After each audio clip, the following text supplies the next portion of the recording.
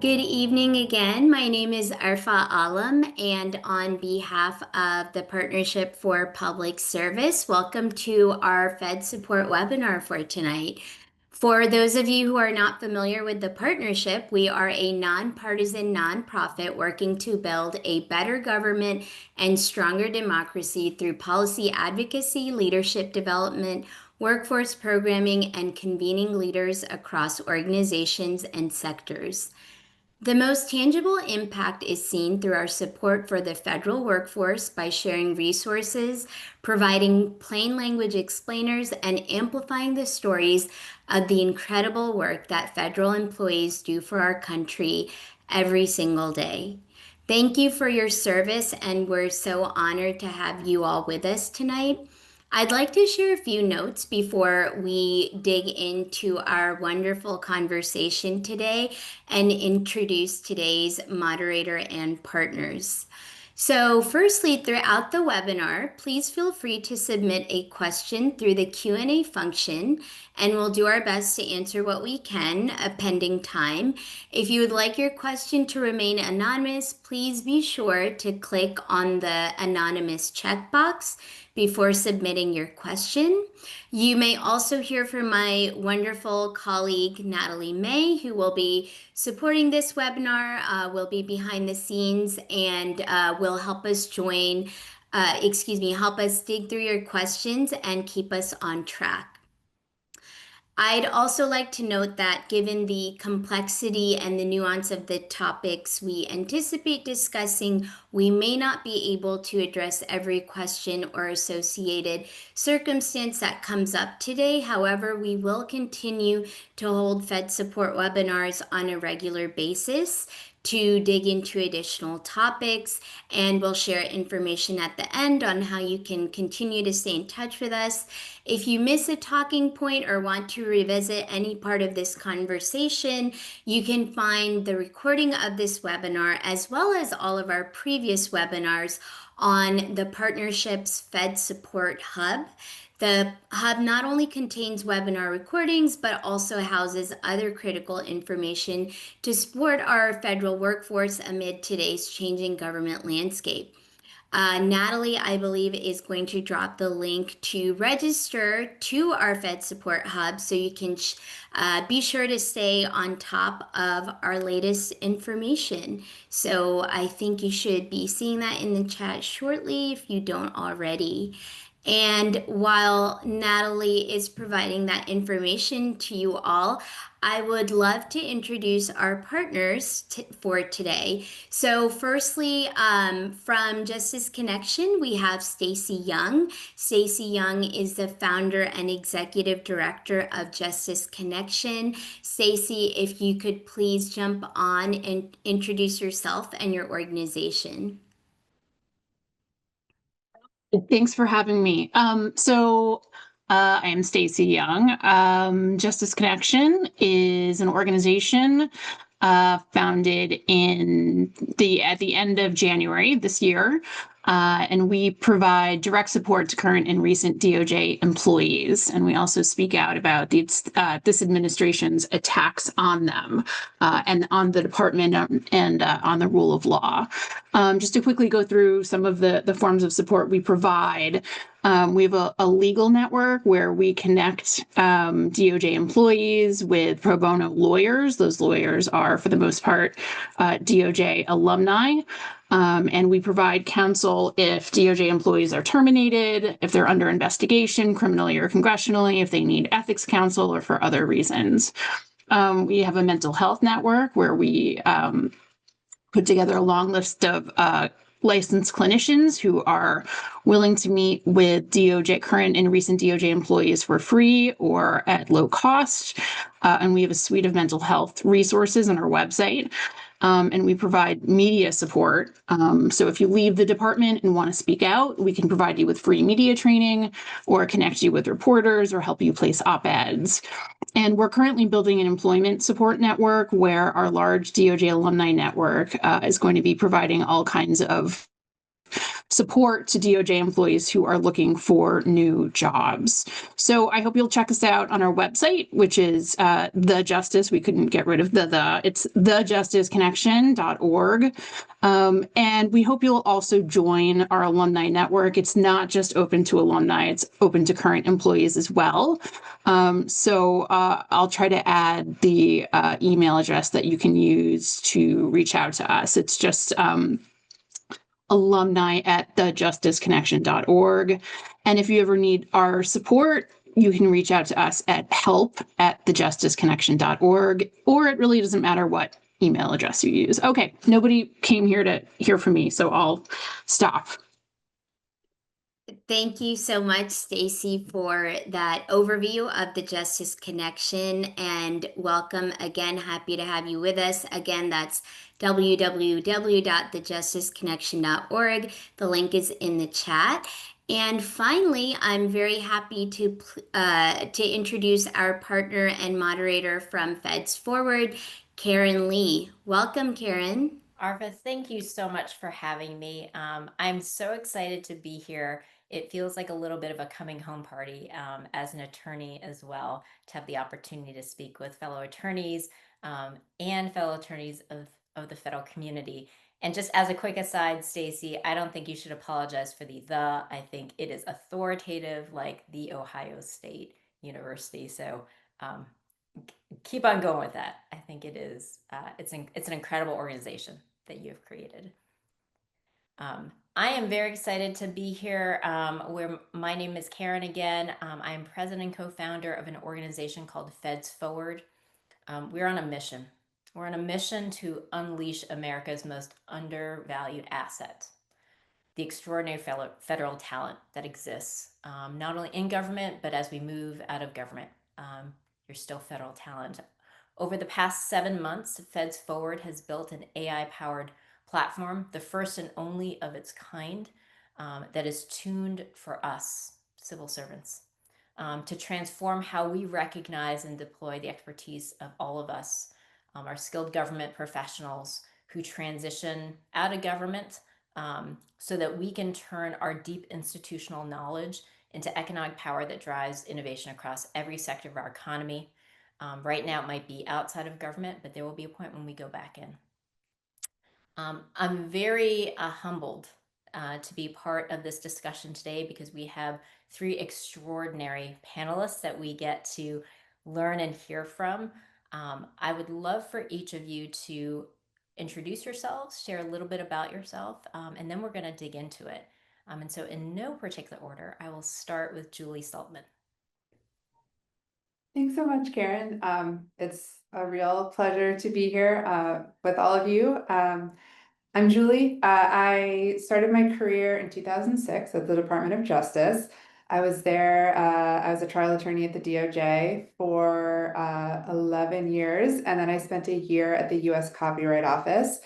And in 2018, I left, and I can go into more detail during the chat about sort of my my circuitous route to where I currently am, but I ended up starting a company, a tech startup, and that's what I'm doing today. I'm the CEO and founder of Stand, which is a platform that helps buy-side companies make better decisions with financial data. And yeah, I'm really excited to talk to you all and hope I can be helpful. Incredible. Thank you so much, Julie. I will turn next to Tamra Moore. Thank you. Hi, everyone. I'm Tamra Moore. I like to tell people that I think I've had almost every legal job you can have, including in the public sector. I spent close to 11 years at the Department of Justice in the Civil Division Federal Programs Branch, where I also worked with Julie. I also spent some time at the CFPB, and also at the FTC and the Bureau of Consumer Protection. And I left DOJ in 2019 and went in-house as litigation counsel, and have had a couple of other jobs since then. I'm currently right now in-house at a company called VantageScore. It's a credit score developing model company where I am Deputy General Counsel. And I'm happy to talk about all of the jobs I've had in between, but I'm just grateful to be here. Tamra, thank you so much. And last and certainly not least, Luis Lopez. Hi, everyone. It's nice to hear other people talk about their storied careers in different jobs because I feel like I jumped around quite a bit. I started in big law at law firms, but quickly got hit by the government bug, and I spent 23 years in public service. At the Equal Employment Opportunity Commission is where I started. Then I went to the Department of Justice, where I worked in the Civil Rights Division, and I also spent 2 years at the FBI. And then I worked at the Office of Special Counsel, doing federal worker, whistleblower protections, Hatch Act work. I also did an in-house stint at the Washington Post. I taught at Georgetown Law School for 8 years. And just last year, I moved to my first nonprofit where I am vice president of litigation at AARP Foundation. So look forward to talking to you more about various different topics today. Thank you, Luis. I am getting AARP literature now as we speak. So thanks for sending all of those great coupons and offers. All right, well, let's dig into it. I am just incredibly overwhelmed by all the things we can talk about today. Let's start though from the beginning and I would love for each of you to not necessarily tell us where you moved, but instead, as you talk through the trajectory of your career, can you tell us about how you used your law degree in these various government and non-government jobs? Because the practice of law really differs depending on where we sit and the interests and motivations of the organization. So I'll start with Luis. So yeah, most of my career has been in the investigation and litigation context. And that is my sweet spot, what I like the most. And it's been more in the prosecutorial role, doing affirmative litigation, often high impact litigation. And I worked with lots of people on the call who are attending, including Jen Swedish and I, who is at Justice Connection right now. We worked in the Civil Rights Division and the Employment Litigation section where we did a lot of the big disparate impact cases. Over the course of my career, though, I have used my law degree not in litigation, but to teach at Georgetown. I did an LLM after law school and really enjoyed that program, and so taught in the LLM program an upper level seminar. So that was a different way to use my degree. And then I also, for several years, went away from the investigation and litigation work and did policy and strategy work, where I worked on legislative developments, working primarily with the White House and Congress on legislative proposals by the Department of Justice. I worked on regulatory and policy proposals as well. So it was a different way to use aspects of my law degree in ways that I hadn't previously. So there's a couple of words from me. Well, Luis, as a Georgetown Law alum, I'm thankful that you brought your talents to that institution. Tamra. Sure. So I've primarily been a litigator. So I graduated from law school. I went to a large law firm where I was a litigation associate. I left there and I did 2 federal clerkships, clerked on the federal district court, clerked on the federal court of appeals. Then I went to another firm. And then I went to the FTC where I was doing some investigative work, but still, sort of in the genre of litigation. I went to DOJ in the federal programs branch where I for sure spent, almost 11 years litigating cases on behalf of federal agencies and the Office of the President. And then I also had a stint in there at the CFPB where I was senior litigation counsel. And then I was in-house litigation counsel at Northrop Grumman.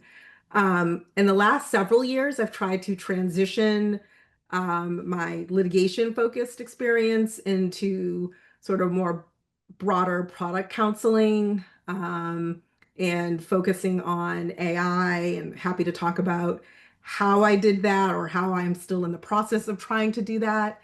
And in my current role, I do everything. So, like litigation is my, sort of like, I'll call it like a safety blanket where I feel comfortable. I know the rules of the road.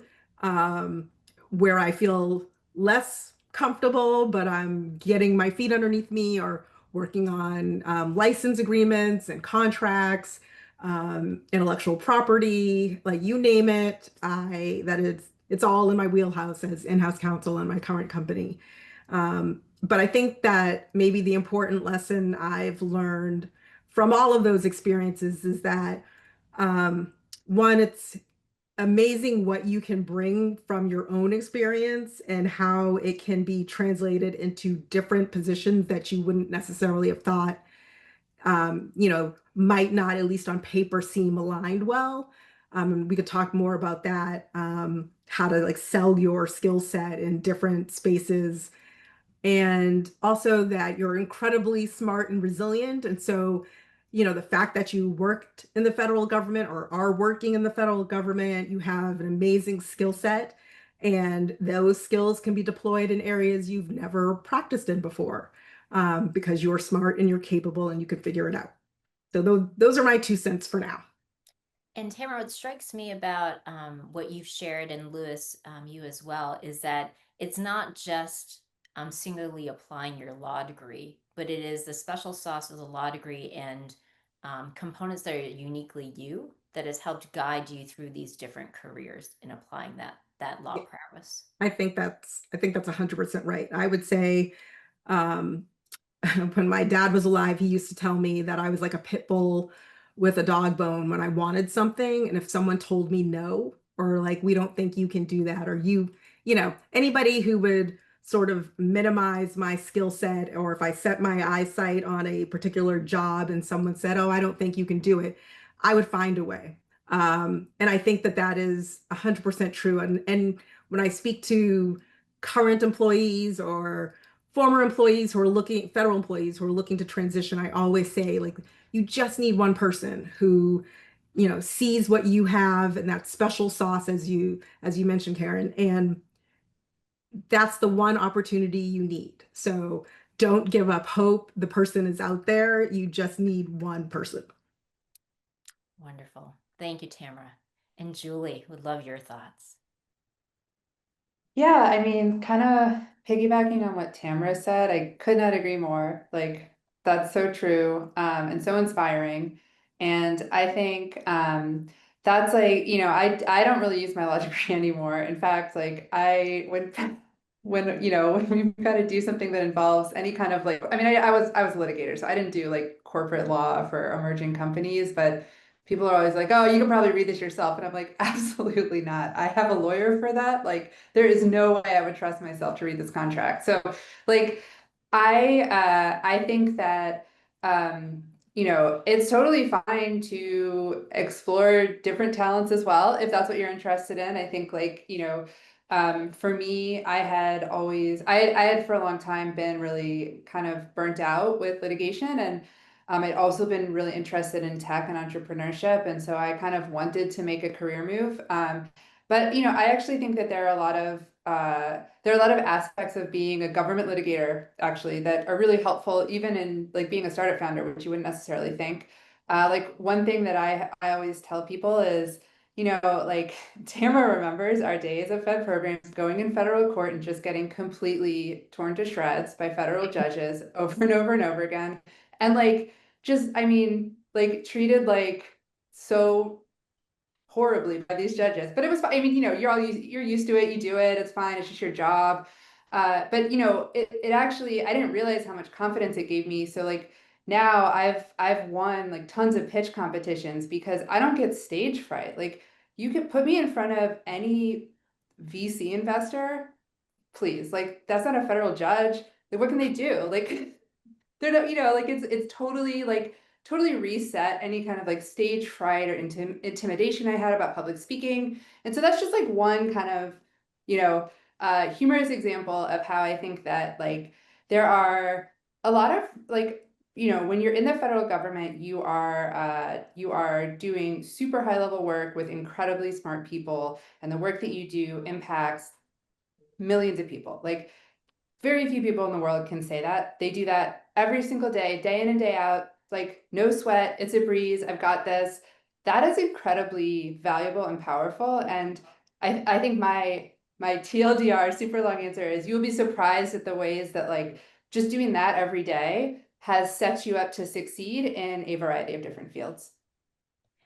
And so, Julie, as you're talking, what seems so insightful is perhaps we define our technical skills, our technical legal skills too narrowly to be what we all traditionally think of as lawyers, con law, contracts, torts or what have you. But what you're sharing is that the practice of law, particularly in the federal government, provides a very unique suite of skills that are not only transferable, but it's almost a different credential of practicing law.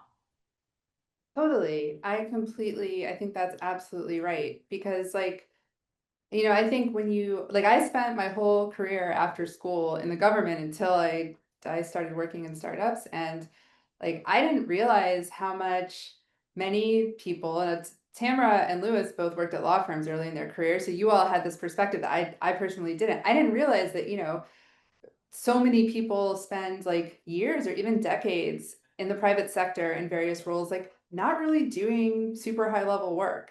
And meanwhile, at the government, like you're doing high level work on day one. And it's like, and it only gets like more complicated and more impactful, like the more you do it and the higher up you get. So I think that that's like, yeah, it's important to keep in mind that like there are, in addition to the subject matter expertise that we all developed in the federal government, there are a lot of really important skill sets that allowed us to work at a really high level doing this important work. And all of those things are very valuable to many different types of organizations and in many different types of roles. And I just add to that you also understand how a federal agency works, whether you're at DOJ or at the EEOC or at the FTC or any of the other, Department of Education, State Department. You have a really unique understanding of how an agency work, how interagency operations work, and that is something that you don't necessarily see or know when you're in the private sector unless you come from the government.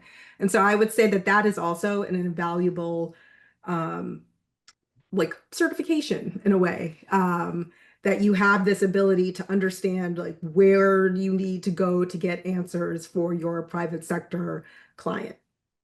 So I think that that's also important. And I would just building on that.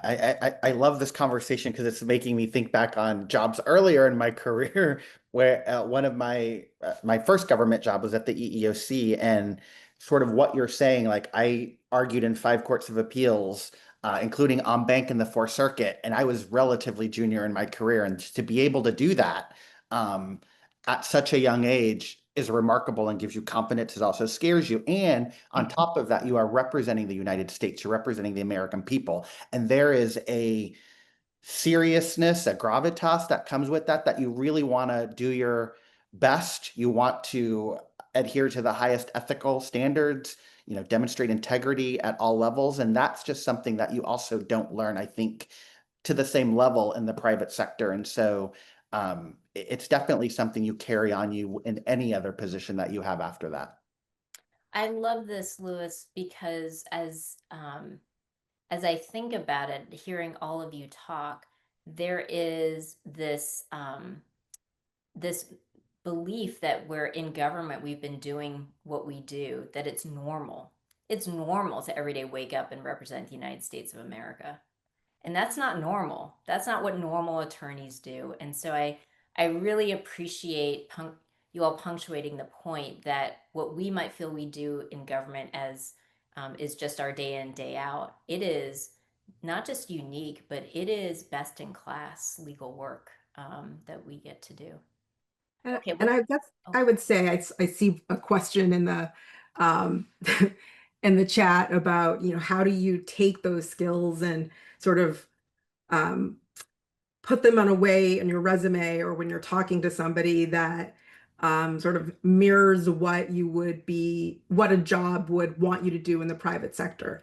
And I would say that, your experience interacting with other agencies and your counterparts at different agencies and having conversations where you're trying to like, reach some form of agreement, and you have people or different stakeholders with their own varying interests, and you have to figure out a way to get everybody to a common answer. Those are all valuable skill sets that you need in the private sector. And I can't tell you from how many job interviews I've had, and you could probably figure out I've had many in my career, where I've been asked that question. Like, well, can you give an example of a time when you had, people with different stakeholder interests and had to find a way to get them to agree. Can you give an example? And the reason that they're asking that question is because if, for example, you're in-house, you will be representing a client just like you do in the federal government. You have your client, agency components, and you may be responsible for trying to navigate two competing interests from two different business departments, for example. And so I would say that, there are sometimes you just have to take like a broader view of what you do. But there are a lot of, I hate using business speak, but like synergies between what you do for the federal government and what you would be doing, for example, as an in-house lawyer, where you do have your own clients and are expected to kind of try to understand what their interests are and to represent their interests internally. There's definite similarities there. So I'm excited. I'm super excited now because now we're getting to the meaty stuff, where we start unlocking for everybody why interviewers and others might be asking those questions based on business interests. And Tamra, what you just shared was so insightful, to better understand for in-house counsel why they might care about a question of to what extent have you worked with stakeholders. I'd love to hear from you, Tamara, and Julie and Louis. Could you give some other examples of, as you have moved to different sectors, what are some of the key qualities they're looking for? Why are they looking for it from a business interest perspective, an organizational perspective? And if you could you give an example like you just did, Tamara, of how you would frame that government skill in that way? Sure. Another example is, can you talk about a time where you've led or, supervised a group of people, and, what's your managerial style? So I was never like a supervisor at DOJ, but or in my old division at DOJ. But what I would say is I would take that question and say, well, I handled a lot of cases where I would be working with some other attorneys, two or three other attorneys and a paralegal. And, sometimes they're junior to me. And this is my approach to handling those types of cases. I'm very collaborative. I like to, when we get a complaint and we know we have 7 days to respond to a PI or a TRO, I ask we take the complaint and I say, what are the issues you want to handle? What are you going to brief for the motion to dismiss? I'll take whatever you don't want to do. So there are lots of things that you can say if you just sort of take that sort of broader look at what you're doing. I'd also say for anybody working in a federal agency, call yourself a regulatory lawyer, because you are. So, you are doing regulatory law, whether it's at Education, State Department, Department of Defense, EEOC, wherever you are, you understand the federal regulatory process. And so you'll see those in job descriptions where they're looking for people who have regulatory experience. So there are a lot of, that's one of my examples, and I will stop talking, let other people share some of their examples. But yeah, those are my two, I would say. Tamara, that example of supervising is, I think it's a really great one too, because to the extent, Louis, you'd be interested in talking about this one in the private law firm context. It strikes me that one of the reasons I felt that question was so important in the private law firm context when I was there was because the partners were worried about the billables, and to what extent could the partner coming in, or that supervising attorney, make sure the associates weren't running up the bill for no apparent reason and could keep control. But would love, Louis, and Julie, your thoughts of other examples of what interviewers in different sectors might ask and what's really behind that question. I was a supervisor for a long time in the government, and I was one of the senior executives. And what I found for 10 years before I left last year to go to AARP, and the fact that I was a senior executive in the government was the linchpin of why they wanted me. There's a certain people understand that that position in the government is hard to get and has a lot of responsibility in terms of leading change within an agency, building coalitions within the agency and across. And so, that was my experience, and there may be other senior executives, but I think any supervisor, manager, lead on a litigation team can use that same type of experience to convey, kind of like Tamra was explaining, how you led a particular change on either a case team or one of the things that I talked about was, as a manager, I helped to modify how we did performance management.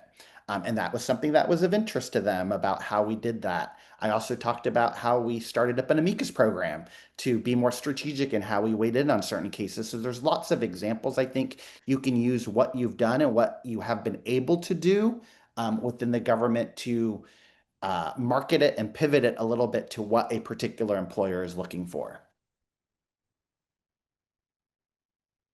So I have a lot to say about this, because I think that there's like kind of I have two kind of categories of comments here. Like, one is I think that in terms of like going back to the original question, like how do you translate how cool your job and your experience are to recruiters and interviews, especially if you're looking in the private sector. I can't speak to the nonprofit sector, and and this might be colored by my time in tech, which I think is like this is most true in tech, but like there's like a lot of faking until you make it in the private sector, like a lot. And even at law firms. And like, we as federal government lawyers are like super rigorous and fact bound and like detail oriented and precise in our language. And like, that was something that like I really had to get over. And it was hard because it's very ingrained in you. And it feels like it feels like uncomfortable to let go of it. For me, at least it did. But you kind of have to,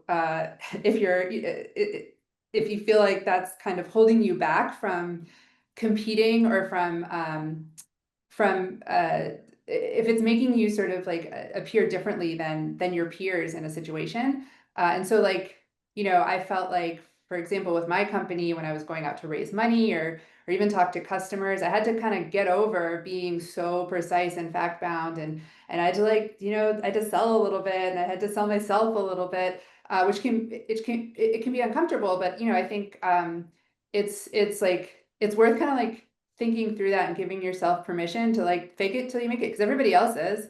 And like the thing that I learned is that everybody assumes that you are. So like, if you don't, they still are assuming that you're exaggerating. So you might as well exaggerate, because like otherwise, like they're gonna think that they're very honest, and like evidence-based things you say are not true. So that's one of my thoughts here. I think another, and I think, I guess in that vein, like think creatively about the ways that you had to problem solve in the government, because I think especially in the private sector, a lot of work, it revolves around problem solving. And I think that that's a very powerful thing to be able to do. And like one thing that I think we all had to do, every single government attorney has to do, is like do more with less. Like we all, especially right now in a time when companies are laying people off and they're trying to be capital efficient, you know, we all had to live that life in the government. We didn't have like a team of associates doing our work for us. We didn't have a million paralegals and assistants and like all sorts of high tech tools to help us. Like we were sitting there like writing our own table of contents and doing all the work by hand. So, you know, I think that like the way that you spin that though is like, look, like we accomplished X, Y, and Z, which was really impactful because it had these results for people, and we were able to do it on a shoestring budget with a tiny lean team. And, you know, I think that's a really compelling story. So like, that's just one example of ways that like, I think it's about kind of creating a narrative to prove the point that, and then drawing on the way that you worked and the things that you did to tell that story. And that's like more important than the details or than like the exact specific facts of what you did or the, you know, the exact like case that you handled. I mean, of course, that'll be part of the process too, but I think like telling those stories and focusing on kind of like that, like the outcomes and exaggerating a little bit is probably part of the process for a lot of the private sector, at least. Julie, that's such an excellent point where, you know, when we're in government, we feel like, and I think one of the questions that was popped into the chat was, you know, everything that a recruiter or an employer on the outside say they need is, you know, my job on a typical Tuesday. What I think you're emphasizing is part of our job when we transition on the outside is to provide that story in a way that's easily consumable. And I think part of what is so challenging is that we as feds want to give the whole story because it's so rich and it affected the entire country with huge import. And it's kind of overwhelming to tell the whole story. And I think what you offered was a little bit of a formula of how do we package that in a kind of bite-sized way so someone can just get it. Thank you for that. We do have another question that popped up and it's how can we develop the experience and skills to transition if we've never had these types of opportunities? For this questioner, the example that was offered is, you know, if we've become pigeonholed into an HR specialist role that has never led to more because of a lack of litigation experience. So can you speak to, you know, people talk about reinvention, I really hate that word, but how do you maybe take a little bit of what you said, Julie, which is kind of fake it till you make it, transition and translate and be able to offer up what you can do, even where you might not have done exactly the thing that employer is looking for? Yeah, I mean, I think it's like, it's about coming up with the story and like saying it with conviction and showing that you really believe in it. And that's like 99% of the way there. I mean, or of what's important. Like, I think that the kind of like, you know, filling it in with like actual jobs that you did is less important than like really just like saying with conviction something that's, like you said, Karen, powerful and succinct and is part of like this story that you're able to tell about yourself. And it doesn't have to be even from your DOJ work. It can be like, well, you know, actually like on the weekends I would volunteer at like, you know, whatever, like a tax preparation clinic. And so now I want to go into, you know, working in whatever, accounting. Like I think that you could sort of draw on your extracurricular activities or like something you did in college or whatever and say, I sort of did that. Like you know, when I was sort of transitioning myself into tech, I was like, I would sort of pick things from my past, or I took a couple of classes to learn Python when I was at DOJ, just kind of because I was curious. And so, you know, I said like, yeah, you know, I learned some Python, but realized that my talents didn't lie in writing code, more on the business side of things. And, you know, that's like definitely an exaggeration, but like it's enough, you know, it's enough to get people to sort of like buy into the story you're telling. And I think that that's just like such a big part of this process. And I will say that, like, you know, I think one sort of maybe caution I'll give to people is um, uh, I think that government attorneys have a little bit of a reputation for being like a little bit more like not as business minded. like I think that people expect us to be a little more honest, maybe, and a little bit more straightforward. But sometimes if you're going to certain types of private sector roles, like they want you to be a little businessy, like they want you to like sell yourself a little bit, and they want you to sell, you know, they want you to have that kind of approach to like getting business for the firm or for the company. You know, when you look at a contract, they don't want to just hear like, oh, here are all the risks. They want to hear like, how can we do this? Like, how can we make this work? Right. And so they want you to have that mindset. And so there's a little bit too of like, you know, you got to show them that you can do that. You can play ball the way that they like to play ball. So I think that, yeah, it's just sort of about like being creative and like giving yourself for me, it was like, I had to like really teach myself to just, it's okay. It's okay to like tell these stories because I believe in them. I'm not, you know, you're not lying if you're like selling a vision of yourself that you believe, like, look, if I get this job, I'm going to crush it. I'm going to do it better than anyone else. That's the story you're telling. And I think that that's like, if you say it with conviction, you know, people will believe it. And I think I was just thinking about that question, I work in HR, but they want someone with litigation skills.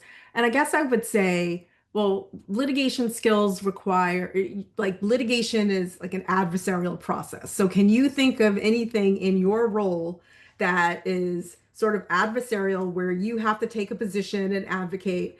And that might be a way to sort of bridge that litigation experience. I can't think of anything off the top of my head, but that's how I would approach it and how I generally try to like think about job interviews, especially for things that I know I don't necessarily have every single, um, you know, criteria that they want. I think about like, okay, they say they want someone who is collaborative. Let me think of times when I've done X, Y, or Z. And it may not be in, exactly the way that they were thinking about it.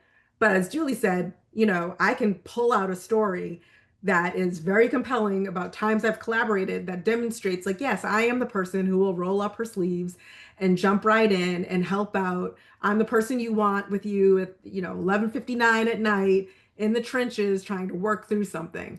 And so I think that would be my suggestion, is to sort of think about, all right, I want a litigation job. I don't do litigation, but what are things that are litigation adjacent in my current job that I can kind of use as demonstrating that experience that I have?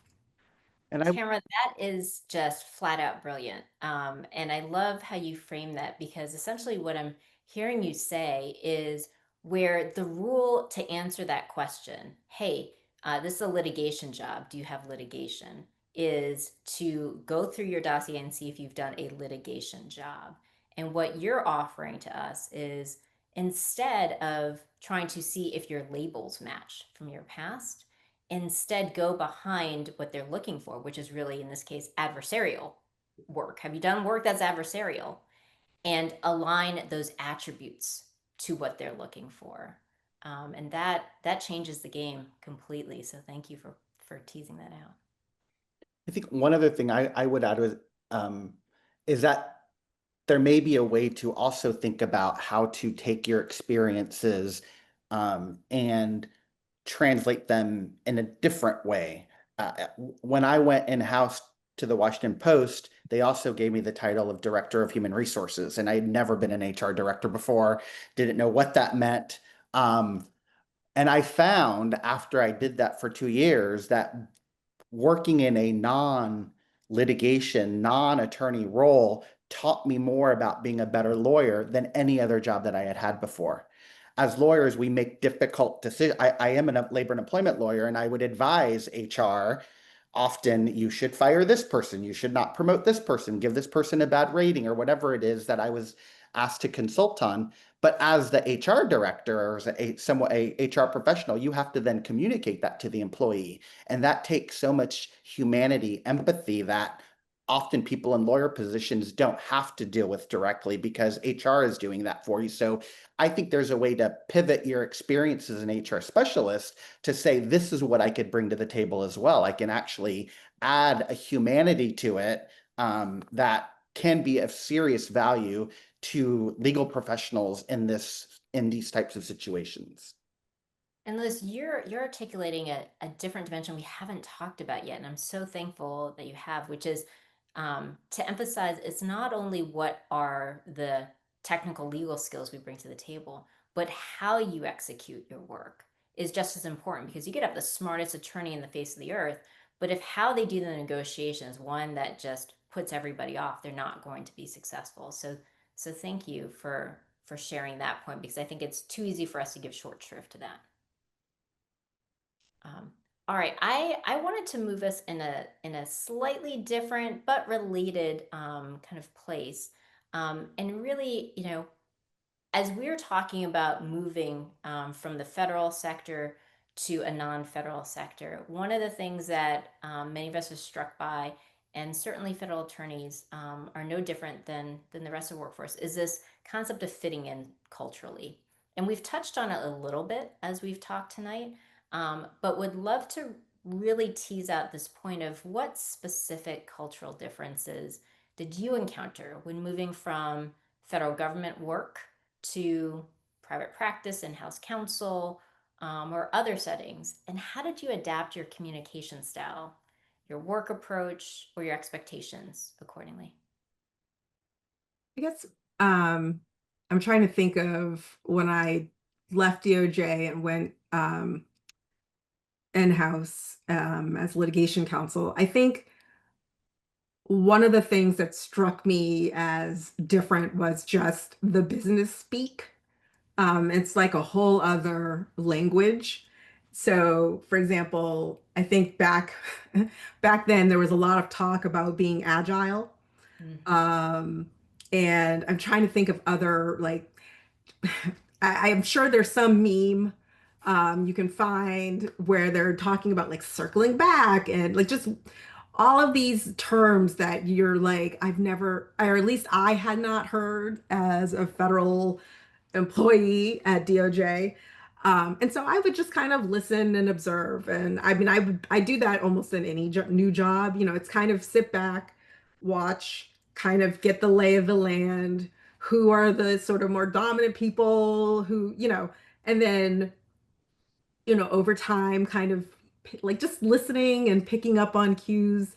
But I think that the one thing that I found interesting is the sort of business speak. And there was a lot of that. And the other thing I thought was really interesting and very naive on my part was, oh, I'm going to the private sector. So they're going to be flying me in first class, or I'm going to be staying at the most fabulous hotels. No, no. Or at least not if you're in-house counsel. Like there are serious budgets. Legal departments are cost centers. That's like another term. The legal department is costing the business. So they're not just, or at least my experience has been at the now 3 places I've been in-house. They're not just like gonna put me in a plane in first class and fly me wherever and stay at the fanciest hotels. It's like, how can we get you there at the cheapest rate and stay the cheapest place? So I thought but to me, that was like, oh, wait, so no, okay, this is kind of like being back in the government. Like I have a per diem and we have a budget. So that's a silly example, but one that I remember thinking about at that time. Tamara, that's really significant. That observation is very significant, because I think what I never realized, actually, I never thought about this before this conversation, is in-house counsel, legal counsel is mission support, it's overhead. Yeah. Whereas in a firm, counsel is the service. Yeah. That's the thing you're selling. And I would say that it's like, at least at DOJ, I think somewhat when I first left DOJ and went in-house, I think I can't remember, it might have been someone who was like in the legal department at Northrop Grumman, was like, you need to think about, you were like at DOJ, the lawyers were the product. You guys were the thing. And so, and that sense of, I don't want to say entitlement, but there is a sense of like, we're on a mission and we do this. And it is a cultural shift to then switch and to be in-house, to be in a private sector job in a law department where you are a cost center, where you are no longer the thing that people care about. They care about the business and how you're supporting the business and what the business is doing, because the business is the thing that's making the money and paying your salary and everybody else's. And that is like a sort of mental shift in your mind, or at least it was for me, because I had spent so many years at DOJ and in the government, to think, oh, okay, so yeah, now I'm support to something else that's bigger than my job, if that makes sense. Yeah. Karen, I'm going to chime in, recognizing we're almost at time. I did want to note a few things to our audience. So firstly, we would love to get your input for our future sessions. We've already received a lot of great ideas about topics for future sessions, and we would really love it if you could take the time to complete the survey link, which I believe my colleague Natalie will be dropping into the chat. Or, I'm sorry, you should be saying poll questions. So the first one is about how effective you feel this webinar has been. The second poll question is about how much you agree that you will take information from this webinar and apply it moving forward. The third question is seeking your input on future webinar topics. And then finally, the last question is about ease of session timing. So again, Natalie should be initiating this poll shortly, and your responses will be anonymous. And again, this information will be used to inform future sessions. So we really thank you for providing your input. Arfa, thank you. Louis, I'd love to give you an opportunity either to speak to what we've been talking about so far, or I have another question to ask. Well, I can speak briefly and add to Tamara's comment, because I think one of the things that was really important when I transitioned from DOJ to AARP Foundation last year was realizing that my client was no longer the United States. It was now I actually had individual clients who we were representing, and they got to make the final decisions in cases and not necessarily, us as the government. And so that was sort of like a recalibration of how we do things. And in addition, that relationship building and rapport that you have to build with the client also manifested itself across the nonprofit. In order to get approval for a litigation recommendation, you had to get sign off by OGC and government affairs and policy. And, while certainly there was the bureaucracy in the government, this was a different type of bureaucracy and a different set of players. And so learning who they are and what they're interested in, how to develop that. So similar to what Tamra said, it took a lot of time to invest and set up coffee dates with certain people to get to know what was interested, what was important to them, what they were working on, how I could work better with them. And so it was just sort of really important to get the new lay of the land for whatever new position that you get. Louis, you're reminding me when I pivoted to outside of government, the lay of the land assignment was exactly the thing that I needed to do. I remember I got a gigantic piece of paper, and I architect every person I met. I draw a little bubble with their name on it, and I try and connect them with the other people, not organizationally, but interest-based. And what you're sharing is just that the insight you're sharing, I think, is so valuable that in government, we might be very used to and know what all those relationships are. And when we pop on the outside, part of the big work is to architect that again, but in this new environment. All right, I know that we are somehow running out of time. I literally have no idea how the time has moved through the hour, but I do want to ask you one last question, which is one that really, I think, sticks in the minds of all of us as we move from federal government to something outside, which is this belief that there may not be the kind of impact that we can make if we no longer are a federal employee. I've heard and candidly also said myself, as I've known people who pivot to the outside, they're selling out, you're just doing a corporate job. It's not like what we do in government. In government, we stand for something. And so I'd love you to help inspire us on how we can redefine impact and meaningful legal work, and how you've felt that in your roles outside of government. Sure. So I think for me, I sort of thought about what so in my current role, for example, the company I work for develops credit score models. And, one of our values is that we're incredibly inclusive and our models are inclusive, and we're trying to find ways to bring credit access to people who traditionally have been left behind.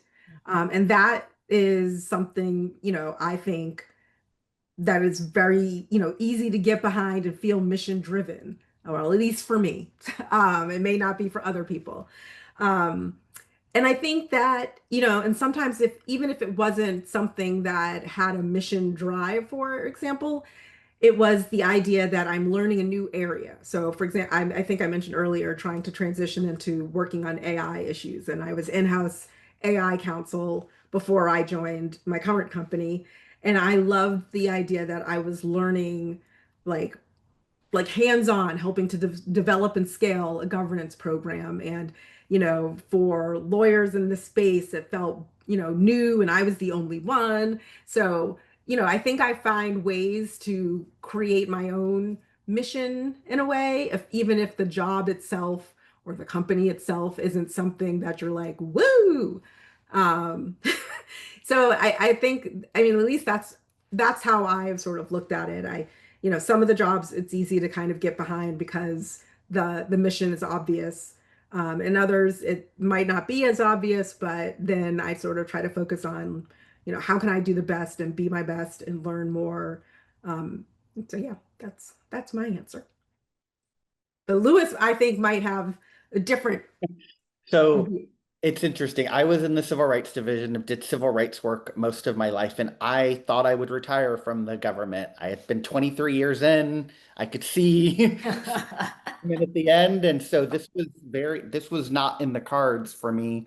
And I thought, where could I actually do meaningful, impactful civil rights litigation outside of the government, outside of the civil rights division or the EEOC or somewhere? And so, when the job opportunity presented itself to work at AARP Foundation, I was concerned whether I would find that type of satisfaction. But I thought I could, based on what I had heard and what I had learned during the interview process. And so I thought I would like it. And I've been there a year and a few months, and I like it more than I thought I would. And I'm able to have the type of impact that is so meaningful and mission driven. And it's just sort of like pivoting a little bit. Like, I did a lot of discrimination work based on race, sex, national origin, and I thought I might be more limited working with just the age context. But there's so much intersectional work between age and veteran, and age and sex, and age and disability, and we're able to do work. I include labor and employment in my portfolio, but I'm also doing now consumer protection work. I'm doing voting rights work. And so it is just so impactful and meaningful. And so I just want people to know that it might be scary to think about that, but it also can be so fulfilling and rewarding if you take a chance and try something out that could really be super as impactful as your work in the government was. Thank you.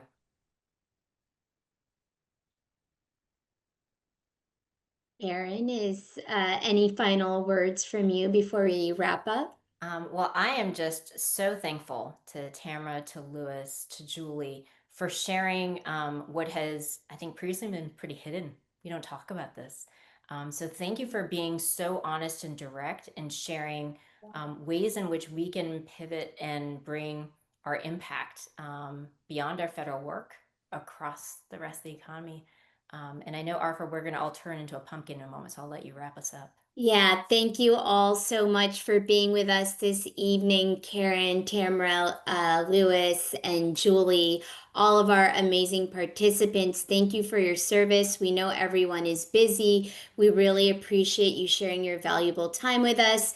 Please stay in touch with us. Stay tuned for upcoming discussions in our FedSupport Webinar Series. I believe Natalie is going to be dropping into the chat our link once again. And of course, do check out more information about our partners, FedsForward and the Justice Connection.